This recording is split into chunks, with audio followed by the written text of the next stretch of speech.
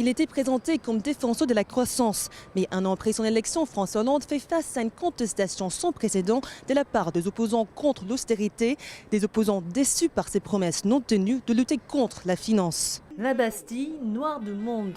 C'était il y a un an. François Hollande venait de remporter le deuxième tour de l'élection présidentielle. Un an après, l'enthousiasme a cédé la place à la déception. Aujourd'hui, Hollande, ce qu'il fait, ce n'est pas du tout les promesses qu'il a tenues. Et il a menti doublement à la population, mais aussi à l'électorat de gauche.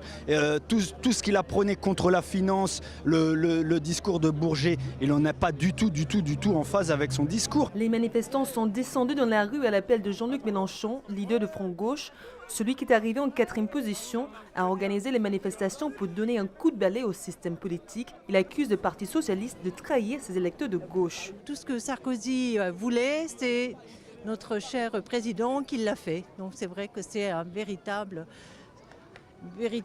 déchirure pour nous, parce que c'est vrai qu'on avait voté pour lui et aujourd'hui c'est vraiment pas du tout ce qu'on attendait. Aujourd'hui tout se joue, tout n'est qu'argent, tout n'est que monnaie, donc non, c'est l'humain d'abord. La réforme du marché du travail et les contrats aidés pour les jeunes n'ont pas réussi à endiguer les montées de chômage. 3,2 millions de Français sont actuellement en demande d'emploi. Nous, en tant que jeunes et en tant qu'étudiants, on est les premiers touchés par l'austérité, on est les premiers impactés, c'est-à-dire que toutes les coupes dans le service public vont toucher l'éducation nationale, l'enseignement. En fait, nous, ce qu'on veut, c'est vraiment un CDI pour les jeunes, c'est du boulot pour les jeunes et l'emploi le plus stable et où il n'y a pas de précarité, c'est le CDI. Les prévisions de croissance ont été revues à la baisse. Paris s'est vu accorder 2 ans supplémentaires par Bruxelles afin d'assainir sa situation budgétaire. Le sentiment qu'on peut avoir, c'est que tout a été centré sur une réduction des déficits, mais comme dans tous les autres pays, trop de réduction de déficit entraîne un ralentissement très brutal de la croissance, donc moins de recettes fiscales,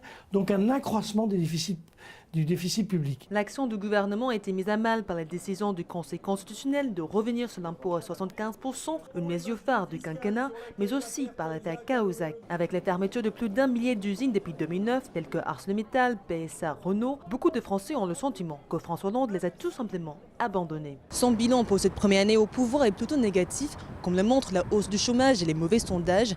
Malgré le succès de sa campagne militaire au Mali, beaucoup de Français estiment que le président n'a pas été à la hauteur de la crise économique. Ils veulent du changement maintenant et non d'ici 5 ans. Je suis Christina Okello pour JN1 à Paris.